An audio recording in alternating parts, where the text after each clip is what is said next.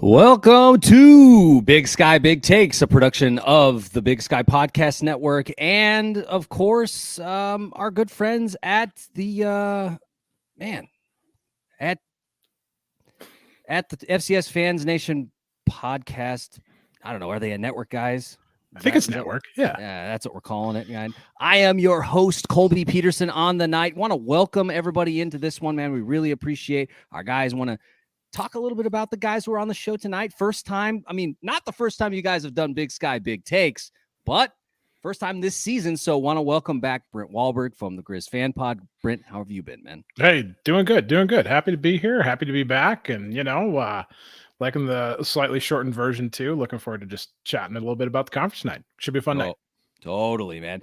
And then also returning to Big Sky Big Takes for season, whatever this is, for the first of this season, we've got Hot Take Nate from the Montana Men podcast. Nate, how are you doing, man? Doing fantastic. Glad to be on here. Bear Tycoon and I are taking a little sabbatical on our podcast. So it's nice to come on here and talk with some knowledgeable people like you guys, because I never did get to do that the last couple of years with him.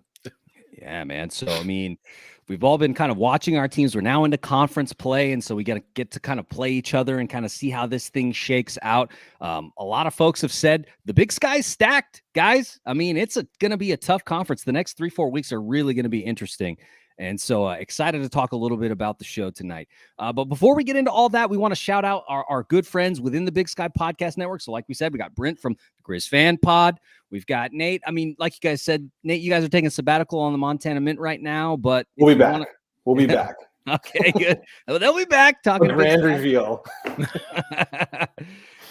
So we also want to shout out some of the other folks who are not here. Of course, Colby Peterson from Weber State Weekly, and some of our other good folks like Tubbs at the Club, Eagles Power Hour with our good friend Kyler, who was not able to make it with us this time, but maybe in the future. Of course, he's super busy. Lots of shows like we talked about last week. And then, of course, R&R Catcast covering Montana State. Did I miss anybody, guys? I hope I didn't. NAU podcast. Casey doing a good job there talking about Lumberjack sports. I hope I didn't leave anybody out. I don't think I did. Think you got it. Yeah, I think we got it. So check all those out. And of course, FCS Fans Nation, really appreciate them for giving us that opportunity to kind of talk a little bit of Big Sky sports on their platform. So always check them out. I listened to them this week. I love the taco bets, guys. I think we need something like the taco bets in the Big Sky. So maybe steal their idea a little bit. Montana State has a guy named Taco on their team, so why not? They do. And he's good, man. Like that guy is he's doing stuff for you dudes. But let's get into the show, man. So we're going to talk about 3 games, just like we did last week. We're going to talk about 3 of what we thought were the most impactful games in the Big Sky in Week 5. And so those are going to be the University of Montana at Idaho State in Holt Arena. And I've got my takes on that arena.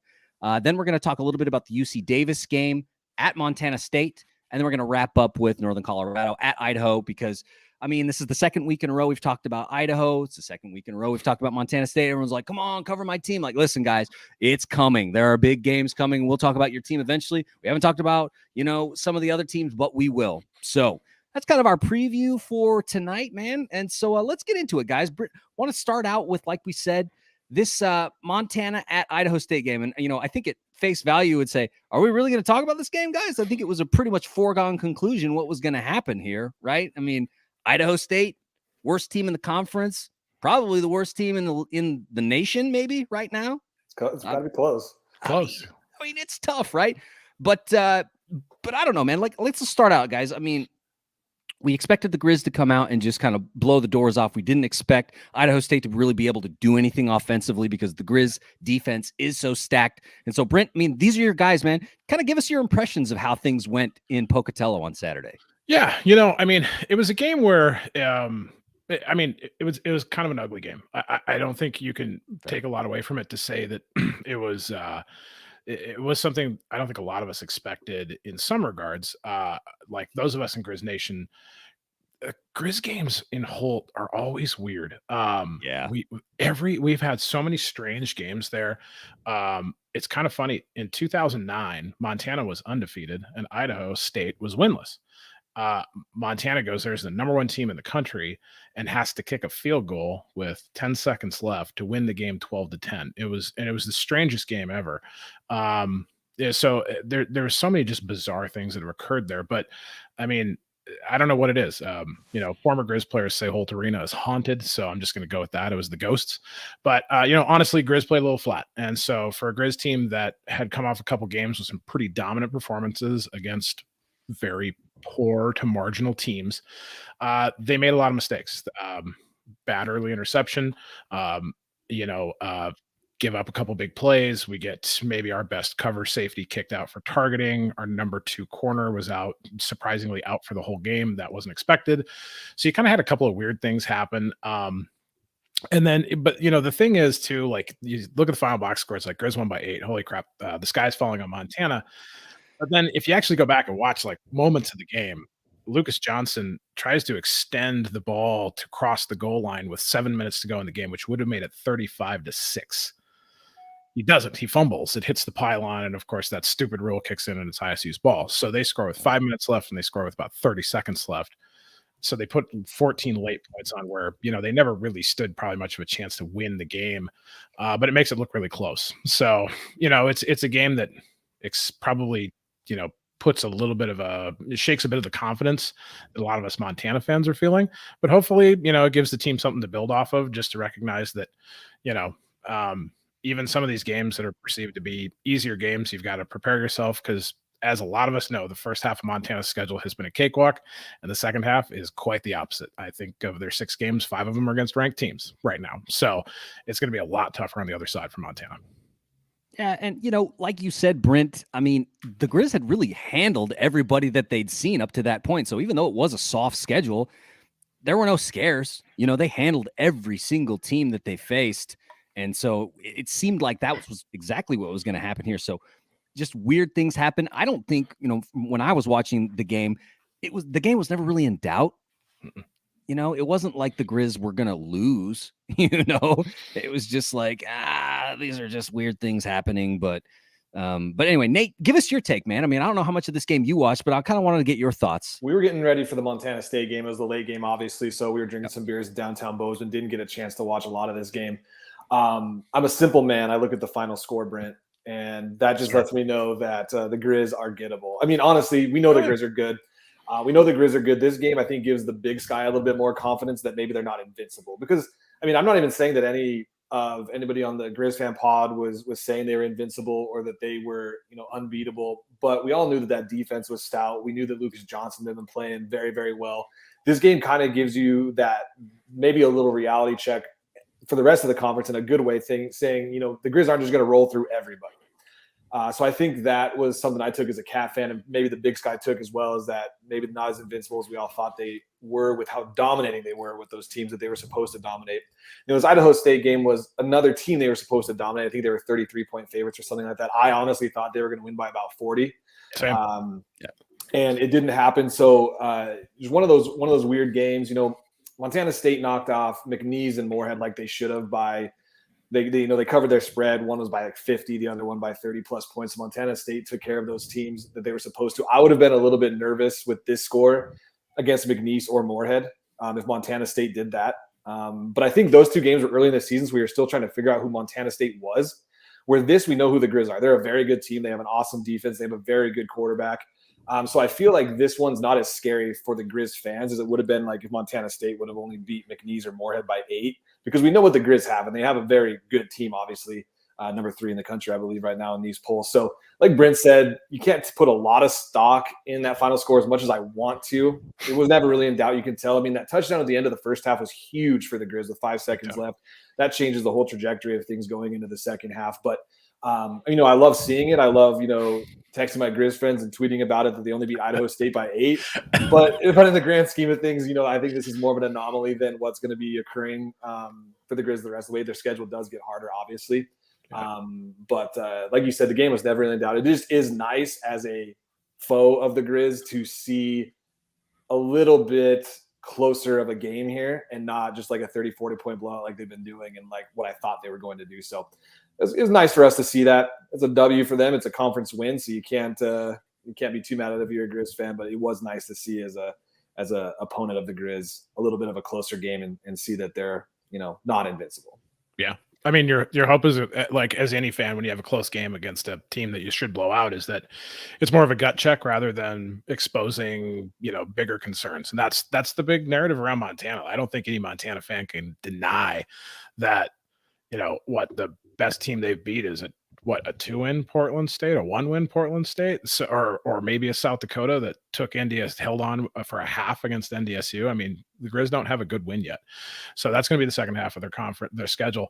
I'm so bummed Kyler didn't come on because I had researched this point because I was waiting for some more pylon about good teams should beat the crap out of everyone, and I went back and I looked, and when Eastern Washington won the national title, they beat Northern Colorado by 7, they beat NAU by 7, and they beat Central Washington by 3 that year. So teams that win national titles, go far in the playoffs, and do great things have bad games too.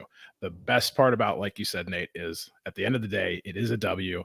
Hopefully it's a learning lesson rather than a sign of more things to come if you're a Montana fan. It was interesting. I look at the quarterback, Sagan Gronauer, and it was Hayes before Gronauer gets his first start and does go for third string quarterback. Quarterback. A little bit over 50% of his passes, 260 yards. Like, that was nice to see that, someone was able to do something against the Griz. To have it be this dude was very, very surprising to me. I would have never thought 260 for Sagan Gronauer after this game was over. The last thing I'll add, and I hope you kind of get to see a little bit of him as well too. I have no idea how Xavier Guillory is a Bengal. This kid looks like he should be playing in the Pac-12. He's 6'3". He's a little over 200.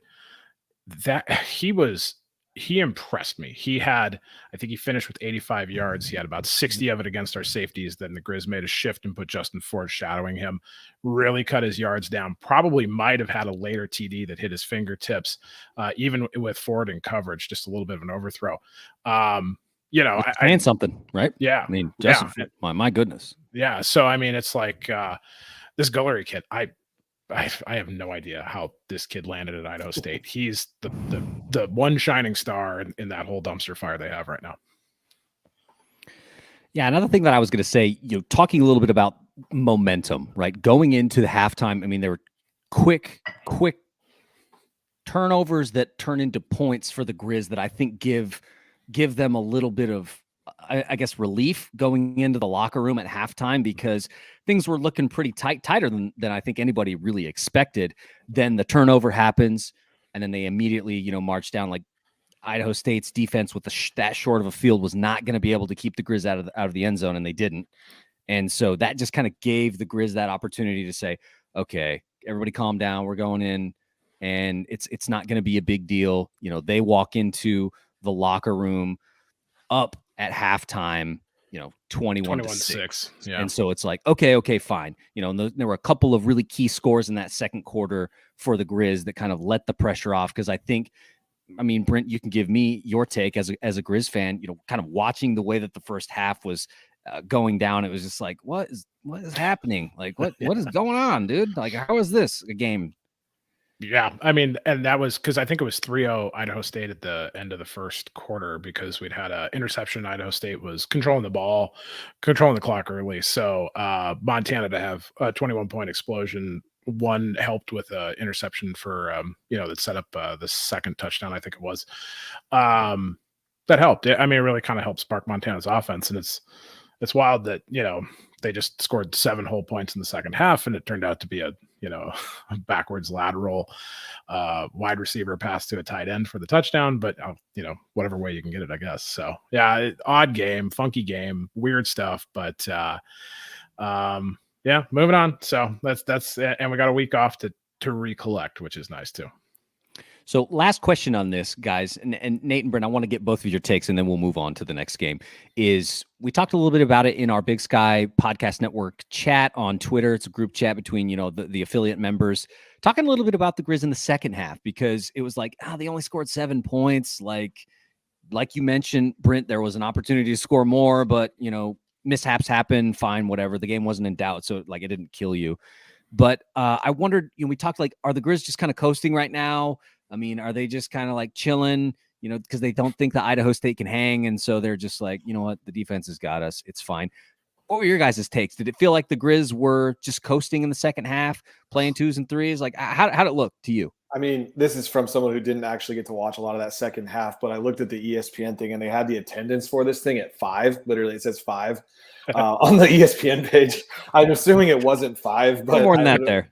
Probably a couple more than that there. But I have to think that you start coasting a little bit when you get, and we've talked about it on our podcast millions of times.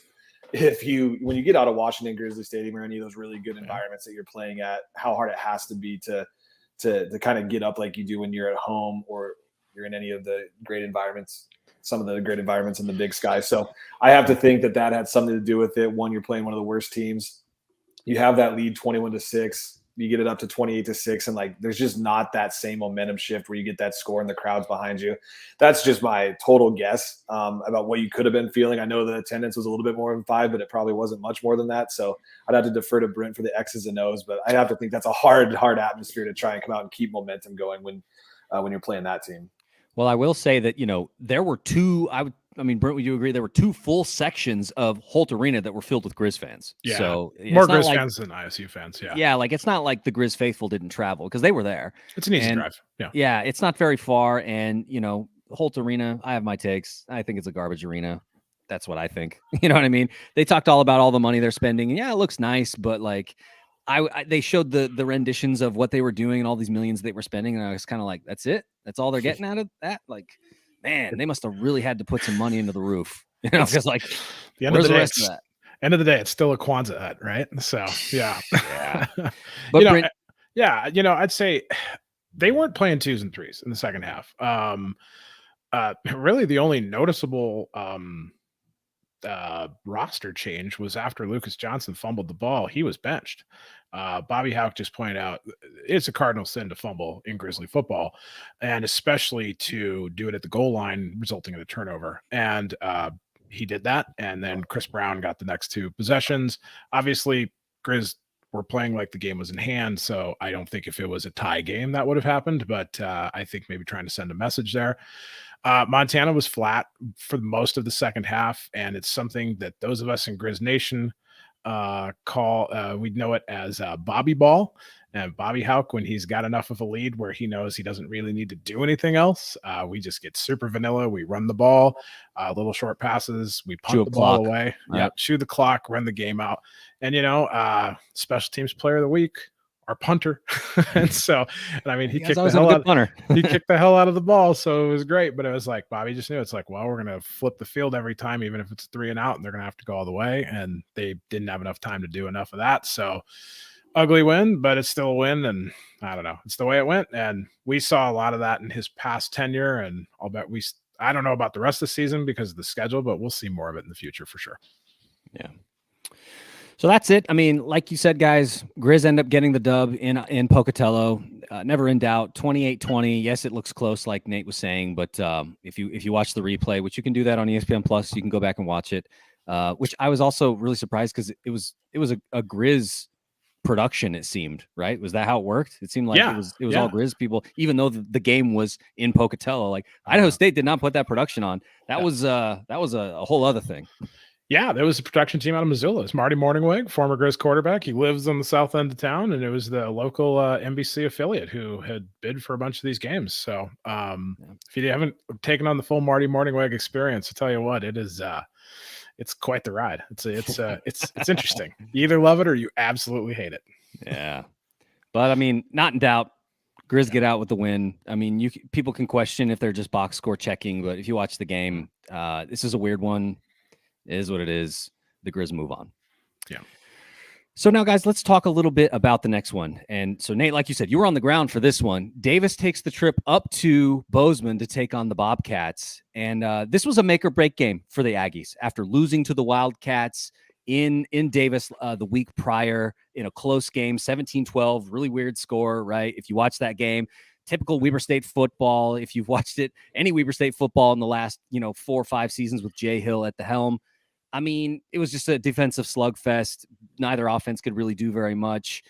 Yes, you could say Davis moved the ball, but they didn't seem to capitalize on that movement. And so I think they actually outgained Weber State in that game, but they couldn't find the end zone. And so that's what it was. And so coming into Bozeman last Saturday, if Davis was going to try and get themselves into the playoffs, they needed this one.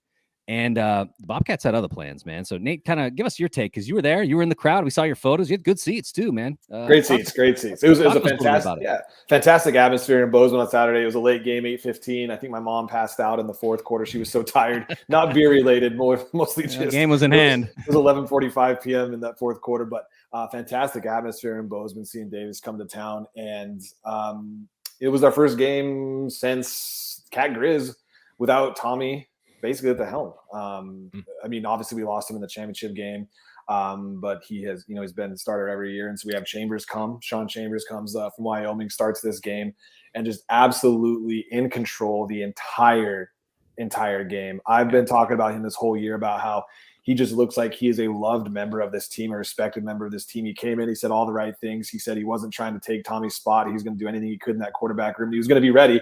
He's been ready all year. And then this game was really where he got to show the talent that he really does have, and maybe that we didn't get to see at Wyoming with the injuries, but came out, was in control the whole time. Second play of the game, 78-yard run, which just showed his speed, his patience, his vision, and it just happened the rest of the game where he never looked like the moment was too big.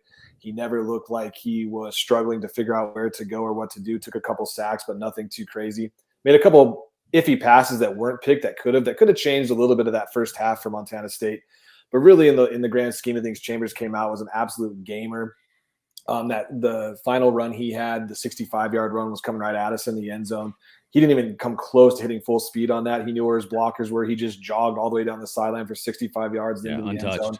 Untouched. And that's what it showed a few things. I think one of the biggest things I think coming out of this game especially was Montana State's offensive line was going to be their downfall this year, is what everybody thought, at the beginning of the season. They've been really good. Unbelievable what they were doing in this game. And they have in the past game and against Eastern Eagles as well. In the previous game as well. And so it was fantastic to see that live. It was really fun to see Chambers take advantage of that and get that W against the Aggies. So I mean, he was obviously what's going to stand out for anybody that was watching that game. If you look at the stats, obviously he's going to be the one thing that stands out. The scary part is Montana State's defense. Nothing really changed there. Big plays were what were hurting them against Eastern, what hurt them against Oregon State. What McNeese and Moorhead scored on two were just these big plays.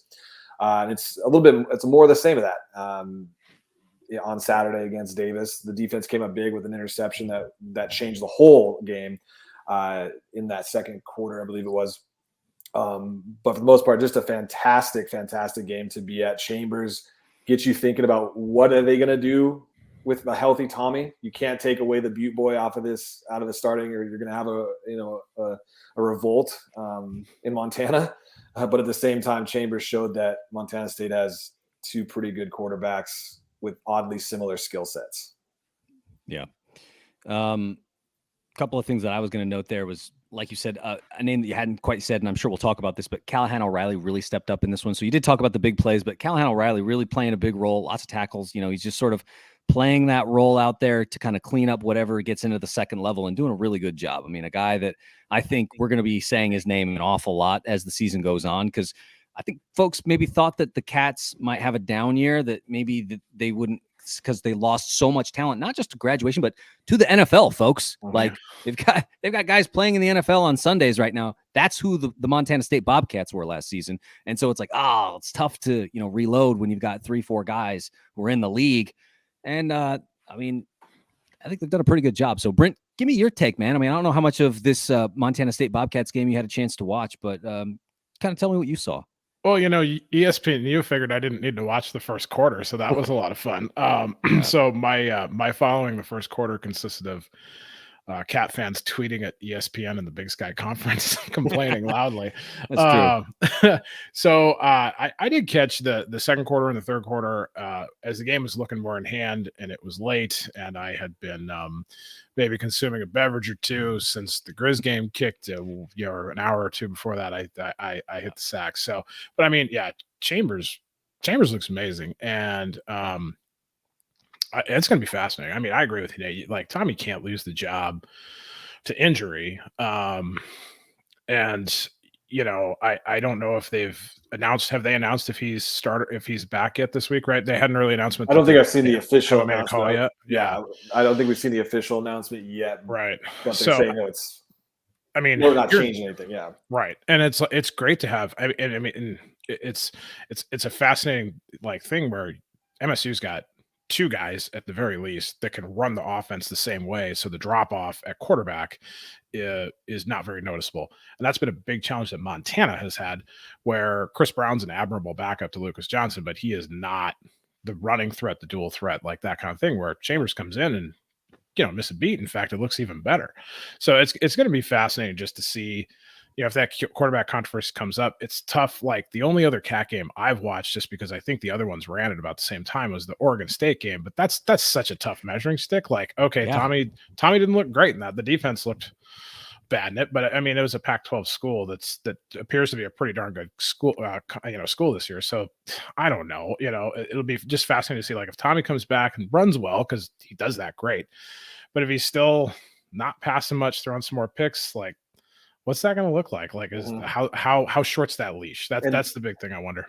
The one thing that I kind of noticed in this game, having it be just Chambers at the helm, no switching out, no platooning, no rotation, it seemed he got into the flow of the game a lot easier. And obviously it's a challenge when you're going in and out, 2 plays here, you come in for a play in one set of downs, come out. I feel like just Chambers, he even said it in his presser, was that the game slowed down for him. And he said it the first time in a long time, I think. And you have to think that is getting into a groove and preparing that you're going to be the guy all week, knowing that you're in for every down on that drive, regardless of what's going on. I think that really helped him. So I felt that's probably the most interesting thing going into this. I wouldn't call it a controversy, yet. But the most important thing, or maybe the most interesting thing to watch, is can he keep that same groove and that he got into this Davis game? Because he was dropping dimes. I had friends who don't really follow Montana State football as much as I do texting me like, this is your backup. This dude is just throwing dimes, like to Willie, the one over to Cleveland Thomas. Like, those were absolute perfect passes on those deep balls. And it was fantastic to see, but you have to wonder, can he stay in that groove when he's not the only guy under center? So that's the one thing that I was going to talk about, Nate, was, I mean, obviously everybody's going to talk about the fact that he ran all over UC Davis in this game, ends up netting 203 yards at the quarterback position, which is just insane. Like we said, that 78-yarder for the touchdown in the first quarter. But yeah, there were some really well-placed passes, because I think after last week, there were some questions like, can this guy really throw, though? Because in the Eastern game, there were some throws that didn't look great. And I was like, I don't know. But not in this one, man. There were some really well-placed balls that were just so that, like, there's no way the defender can get it. It's just where it needs to be for the guy to haul it in. And they did, right? The Montana State wideouts hauled some of those balls in, and it made a huge difference, because it's like, man, not only is he running all over this team, he's also throwing some of these balls to them just perfectly. And if you're the Davis defense, you're like, pick your poison right now. It's just really tough for them, because they're getting run all over. So they got to keep, the secondary, and some of the backers, they got to stay honest, right? Because this dude can run on you. But at the same time, you're leaving your guys out in man coverage, and he's putting out balls that are really, really tough. And so it's like, man, just really tough for that defense to deal with. Yeah, and Elijah Elliott, I have to give him a shout out. I mean, he didn't get much PT until the Eastern game. He showed up in the Eastern game, ran for over 100 yards, did a fantastic job. He came out this game, he had 16 carries, 74 yards. He was a difference maker with how many, I think the Cats are down to I think he's their 6th string somehow this year, because he was basically their 2nd or 3rd last year. So I don't know what happened with him on the depth chart. I have no idea what he did to piss off somebody on that coaching staff. But he come out and he's done a great job filling in for Sumner, for Ifanse, for all the injured running backs Montana State. And that has really helped out. It's not just a one-man show with Chambers back there. Elliott has shown that you do have to watch where he's at, because he's gonna hurt you if you don't game plan for him or if you don't account for him. So I think Elliott has been kind of that unsung hero. Not unsung, but one that we aren't talking about as much because of Chambers showing this week. But Elliott in the Eastern game, Elliott in this Davis game was an integral part of what they were able to do in that game plan. So I think Elliott's resurgence has been fantastic and huge for the Cats. Yeah, I mean, averaging 4.6 yards a carry and a long of 12. So it's not like he's like got one big run that's blowing up his average. No. He's doing the work in the trenches, just getting things done for the Cats. 74 yards on the ground, on 16 carries. I mean, just doing the work, but it's all, like you said, going to be overshadowed by what Chambers was doing, because as a quarterback, he runs for 203 yards and 3 touchdowns. And you know what I mean? He's like 6'4". He's fun to watch run. Like he's just humongous and he's fast. He's just fun to watch too. Yeah, so that's what people are going to talk about, right? But I do want to talk a little bit about Davis now, guys, because obviously, like they get outclassed by Montana State. They just don't have the answers, and so they end up losing this one 41-24. Not particularly close. They do not score in the fourth quarter at all when the chips are down, and so now they're sitting here at 1-4. Personally, I think that their playoff hopes are done. I don't think that you can come back. You can say, oh, well, Montana State's good and, South Dakota State's good and Weber State's good. And sure, all of those things can be true. But can you get into the playoffs with 4 losses if you run the table the rest of the season? I don't know, guys. What do you think? So I got their schedule in front of me. It's hard to say, but they get the Montana slate next. They get, in terms of easy teams, they get NAU, they get Northern Colorado, they get Cal Poly, they get Idaho State. 4 winnable games, presumably better than all 4 of those teams. Then they go to Idaho.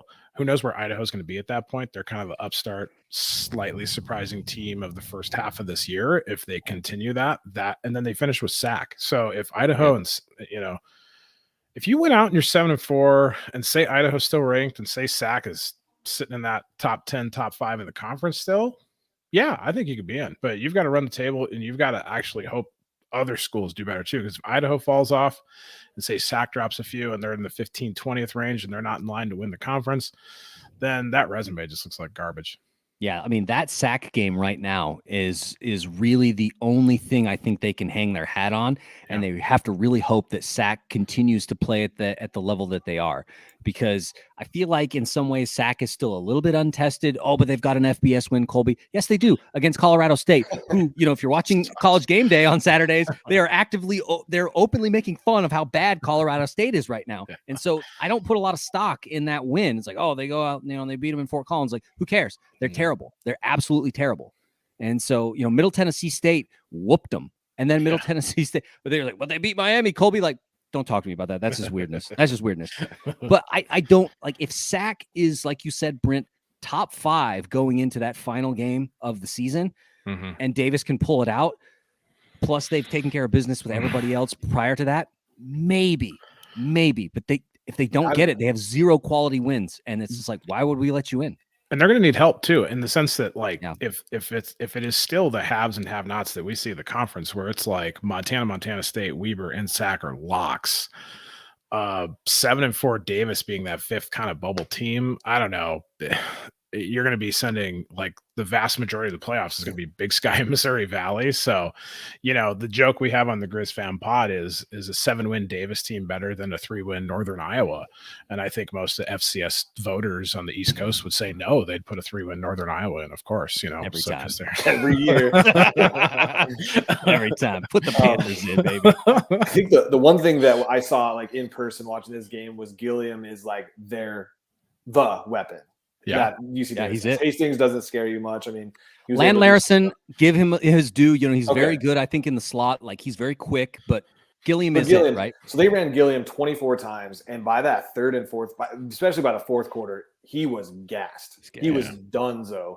I don't know. He was in the transfer portal, I think, this year. I don't know if he thought he was going somewhere else. I didn't know, how much, what was going on in his head. But they ran him into the ground in that 4th quarter on Saturday night. And that's the one thing I worry about is that they're only 5 games in and they have a lot of games left. And he was absolutely gassed in this 5th game of the year. That was like one thing I mentally noted. There was a couple of times he took not huge hits, but I mean, he was struggling to get off that turf. He was limping a little bit and he was just gassed. So that'd be the thing I'm kind of watching going forward is, does Davis have enough weapons besides Gilliam to run that table and to do everything that Brent's talking about to get into the playoffs? And I just don't know if they do this year. Yeah, because, I mean, watching Miles Hastings the previous week against Weber State, Hastings is not a guy who's going to throw the ball deep on you. He's just not. That's not what he does.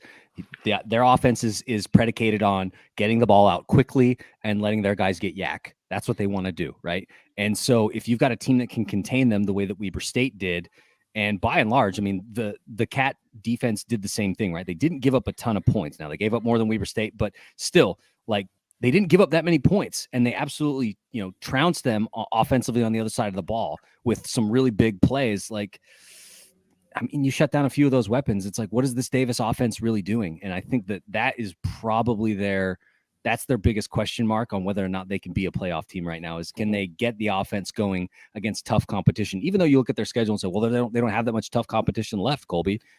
Okay.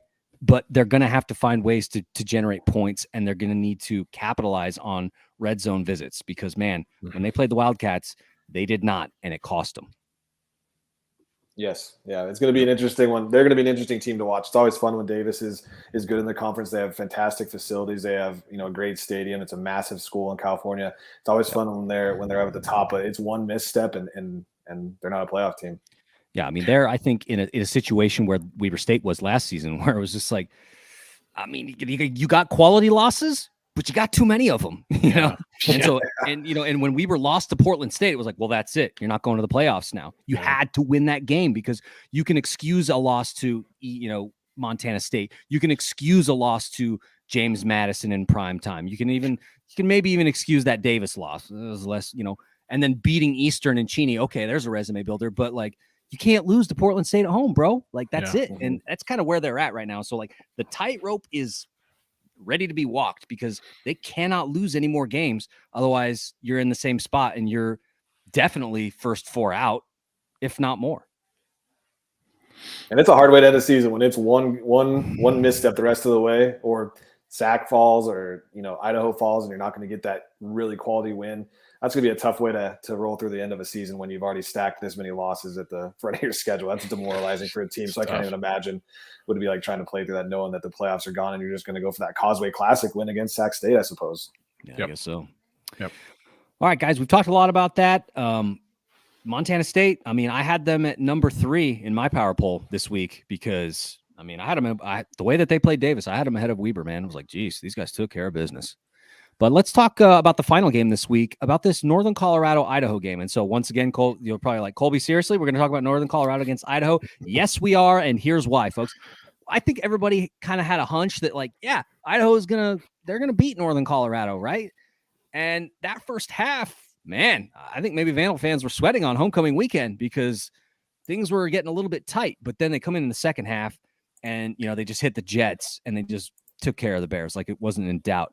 And so, like you said a little bit earlier there, Nate, or maybe it was you, Brent, I can't remember exactly, but I mean, Idaho maybe has surprised some folks this season, have had some good showings against Washington State and against Indiana, have taken care of business against some of the other teams that they've played, like Northern Arizona, now Northern Colorado. Things are starting to look pretty good, beating Drake, which was a foregone conclusion. I mean, that's beating Drake is beating Drake, like whatever. So what, I guess, for you guys stands out to you the most about this Idaho squad from this homecoming win? Because we're starting to see maybe Eck start to put his team ahead of schedule, maybe? Give me your thoughts. God, that's tough to tell. Like, they beat NAU, Drake, and Northern Colorado. Like, sure. I think a Paul Petrino Idaho beats those 3 teams. This coach team beats, well, it goes 2-1. Yeah, I don't know. But what I'll say is this: I've watched a little bit of I watched a little bit of the Drake game, and I think I watched the first. I feel like some of the first quarter, most of the second quarter of this UNC game. Coach Eck has Idaho like fired up. Like, they're playing a different type of football. That team has an energy that I've not seen since Idaho's been back in the Big Sky. It's fun, it's cool to see. It's going to be great to crush their dreams next Saturday.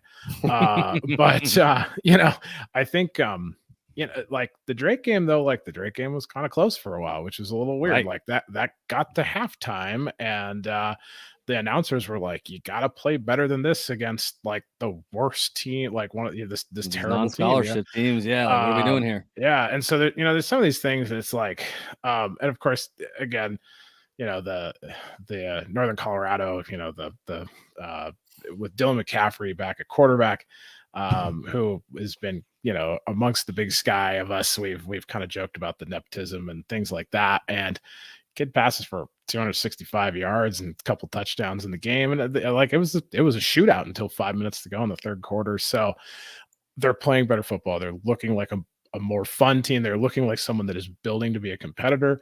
I don't think they're there yet. I don't know if they're ahead of schedule. We'll find out real fast. Like if they come in and scare the hell out of Montana, or God forbid beat Montana, or have some other big wins down the road, then yeah, they're ahead of schedule.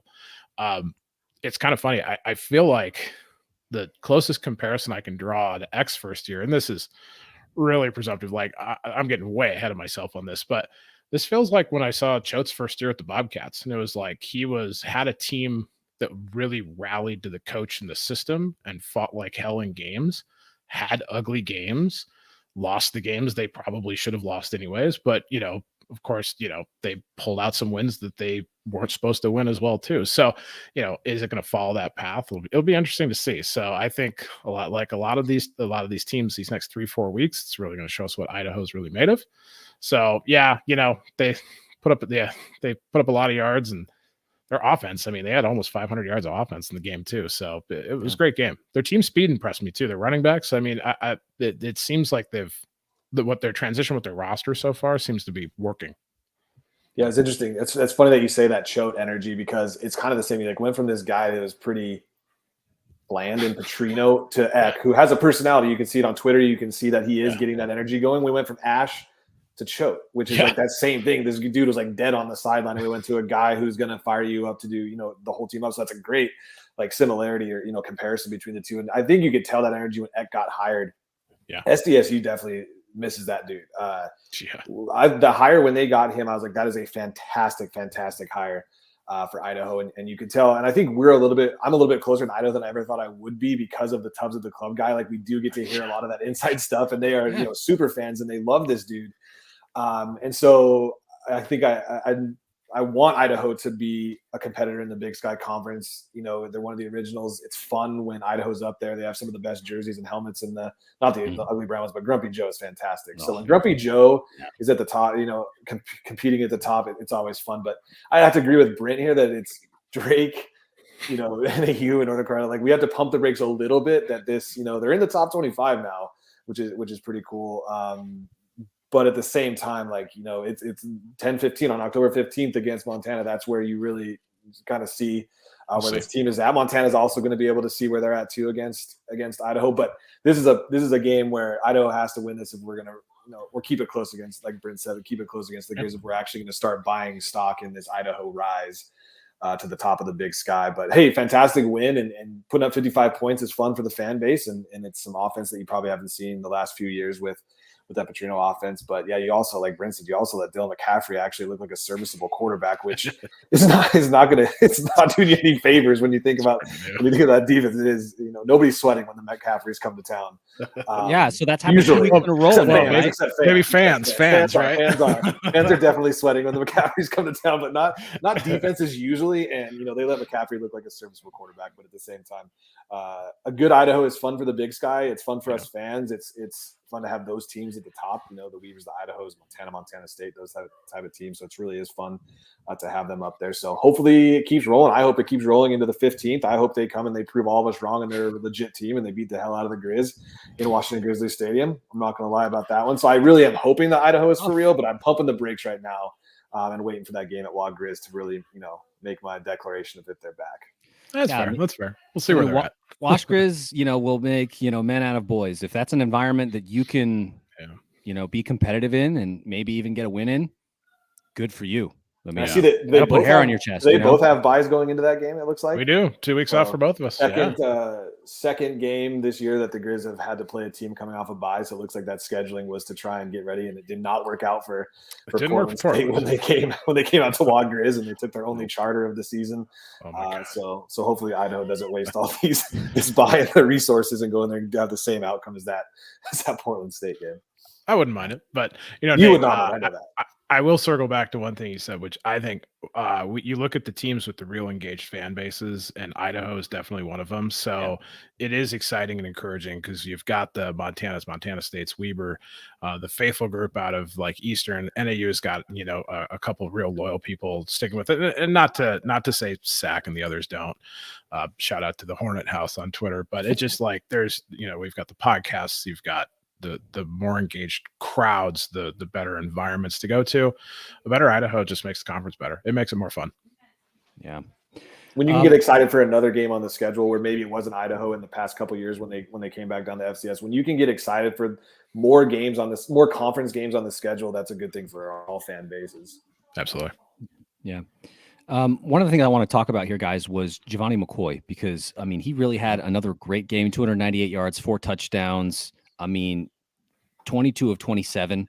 I mean, this kid has really been something for them. And I don't know. I mean, did you guys expect that, or are we really going to see what he's made of when they take the trip to Griz to try and take back the Little Brown Stein?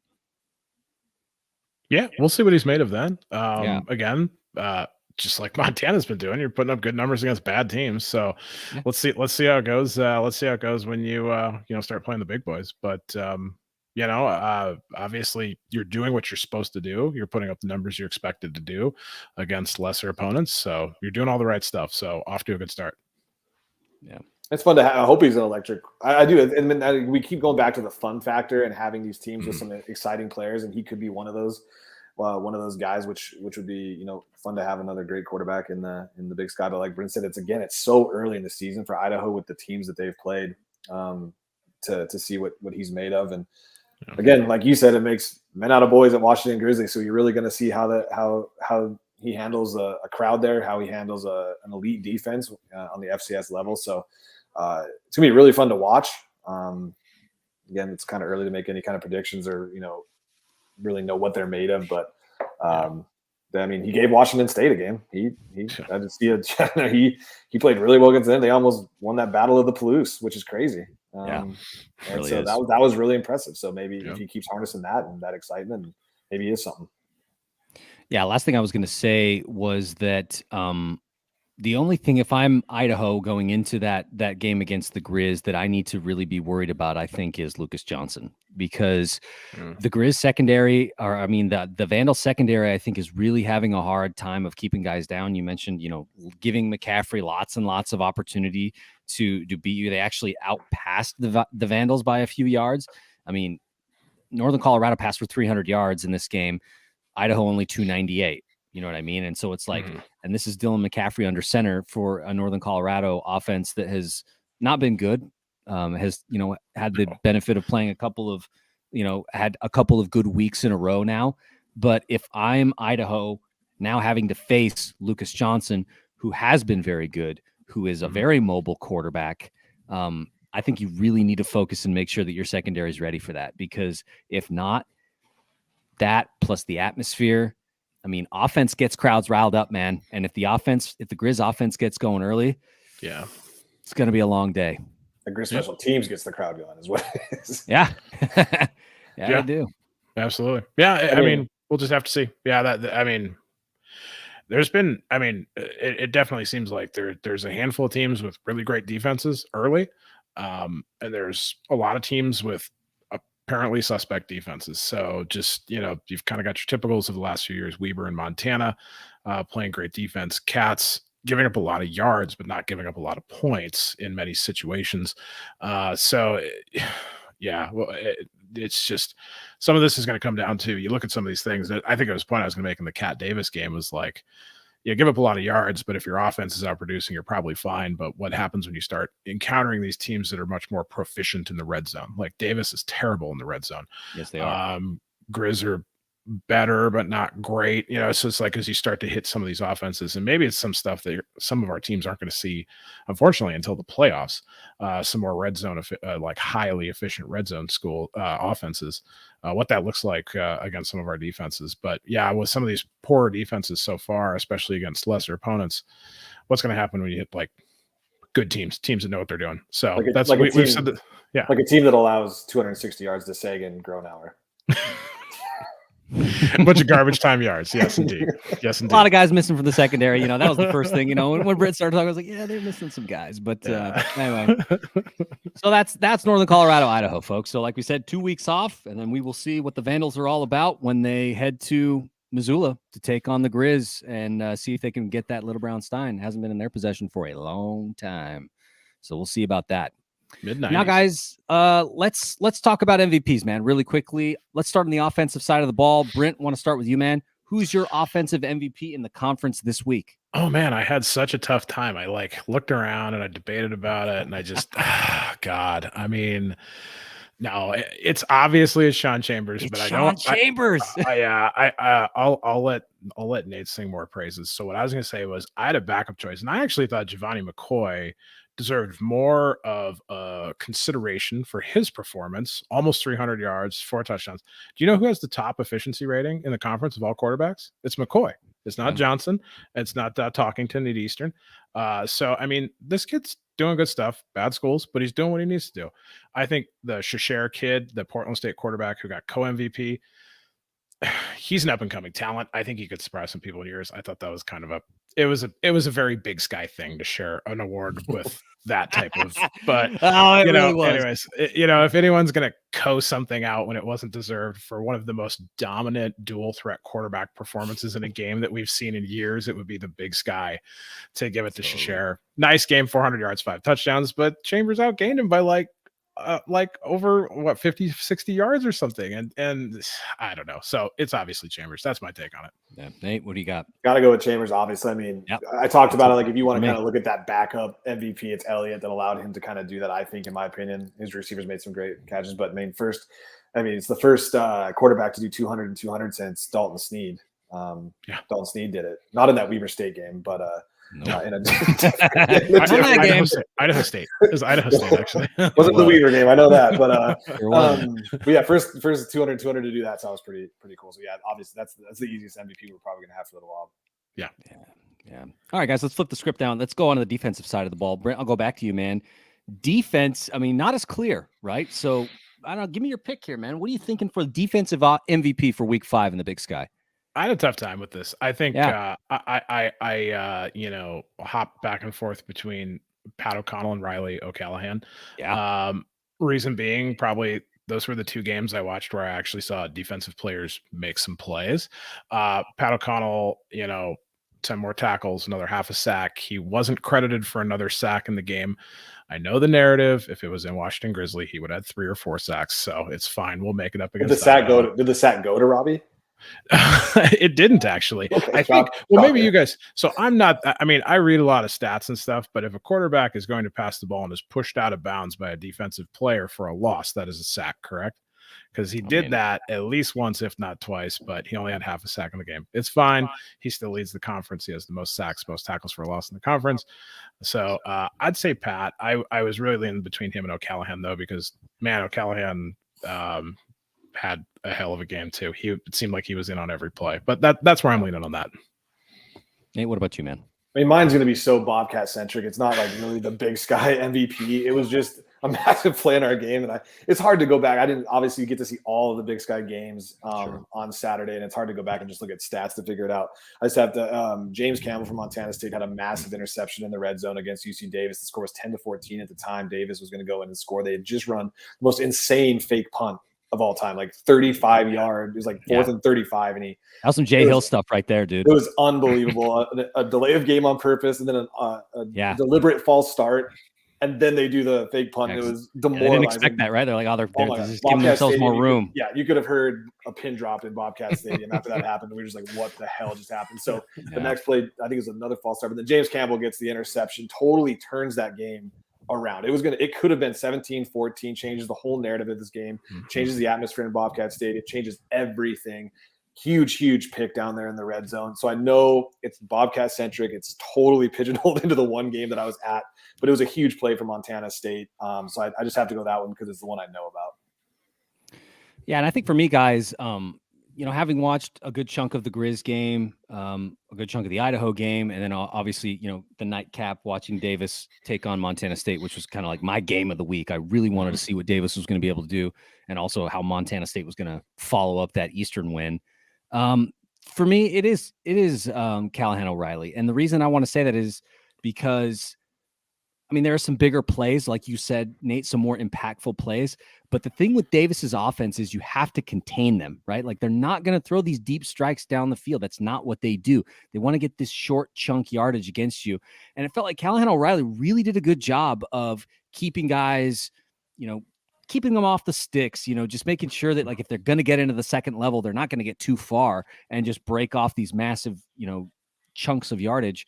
And so I really admire that because it takes a lot to continue to be that for your defense. I mean, that like you said, Brent, that's what Patrick O'Connell is doing. I mean, and in some ways that's what Robbie Houck does as well, right? Like he's that guy in the secondary who goes and cleans up the mess if there's something needed. And I felt like I had a lot of respect for what Callahan O'Reilly was doing, and commentators called his name out a number of times. You wouldn't know that, Nate, because you were there, but they did. They talked a lot about him. And so for me, I think that, that's probably my pick because, yeah, man, that was a big win for the Cats and definitely shot their stock up in my book. And I think that, Callahan O'Reilly was a big part of that. Yeah, it's been. I mean, he has been the anchor of that defense. It's when you lose Troy like that, and you think Okada's going to be kind of that guy, and really, I think he leaned on Troy a lot. I think last year, and for O'Reilly to step up like he has been, you're right. I mean, it's been huge. You kind of took the full resume. I took the one big play, but it makes sense though, because I mean, those things they matter, right? Those big plays they matter big time because I don't know. I remember watching a game a few years ago. Utah is playing Oregon in Salt Lake. They pick the ball. They got the Ducks on the ropes. Kid drops the ball at the 1 yard line before, so it's not pick six. Oregon grabs the ball, runs it back. Utah lost that game. And so big plays like that make a big difference in the mentality of players. So I get it. I screwed up his name. I apologize. I had him flipped. It's like, why do you keep saying it wrong? And I looked it up. I was like, oh, crap, I was saying it wrong. I was like, is he talking about the same person I think he's talking about? It's like, why is Kobe saying it all weird? I was like, oh, damn it, it was me. That was on a different name. All good. So, fellas, let's wrap up this one. Just want to give you guys shout outs to your podcasts. Obviously, Brent, you want to hear a little bit more about what the Griz are doing. Obviously, a bye week, so I'm sure you guys would be kind of taking stock. That's what we had to do this week. Talk a little bit about our team and kind of where we're at. I'm sure you guys will be doing the same. So check out the Griz Fan Pod. You guys record Sundays and then drop Monday or Tuesday. Mondays, yeah, we drop on Mondays. Yeah, record Mondays, Sunday night. Used to record Monday night, but one of our co-hosts had to go get elected to city council. Sure did. So he's busy now on Monday nights. So we record earlier, and we drop a day earlier. And actually, we've had a lot of positive feedback that people really enjoy it. So yeah, we're gonna keep it up. Perfect. Nate, I mean, like you guys said, Montana Mint's coming back. There's gonna be a grand reveal soon. So looking forward to that. Yeah, and if anybody needs a Montana State homer to have on their podcast, I'll gladly join any of them. The invite's been sent out to Griz Fan Podcast many times, no return call coming back my way. So hopefully this is the year that I get to do it. But yeah, if you need a Bobcat homer on your podcast, I'm the guy until we start doing ours again. Oh, wonderful. And then, of course, like we said, folks, Wildcats back in action this weekend is our homecoming game against Eastern Washington at Stewart Stadium. Really big. Wildcats undefeated right now at 4-0. So interested to see how they can compete as they get into the meat of the schedule. October is a critical month for the Wildcats. They will be facing your Montana State Bobcats. They will be facing your University of Montana Griz. They will be facing the Sac State Hornets. So this is a big month. Plus playing Eastern next week, along with a little Portland State in the middle. So check out Weber State Weekly if you're interested in hearing more about the Wildcats. Of course, you want to know about Idaho? Tubbs at the Club. You want to know more about the Montana State Bobcats? You can go to the R&R Catcast. Our good friends Thorny and I can't Ryan, believe it. Foley. Yep, Thorny Ryan. and Foley. They're doing a good job over there, and they've been doing instant reactions too. I like that. So a lot of good content in the Big Sky Podcast Network. Also, shout out to the FCS fans Nation Network. Those guys Fans are doing Nation. Fans Nation Network. They're doing a good. They got a lot of shows in the network. Eagles Power Hour with Kyle. We're busy. We got Eagles Power Hour. Yeah. Yep. Kyler's doing Eagles Power Hour still with those guys. And so a lot of good content for the FCS out there, folks. Make sure you're checking out all of it. Want to thank Nate from Montana Mint and also thank Brent from the Griz Fan Pod for hanging out with me tonight, guys. Guys, what's our closing statement? What are we going to say? How we close this one out? One thing you didn't prepare us for, dude. I don't even know. I should have done it. You know what? Should have prepped us, man. Let's God. say it's Big Sky, big takes. See you guys. There we go.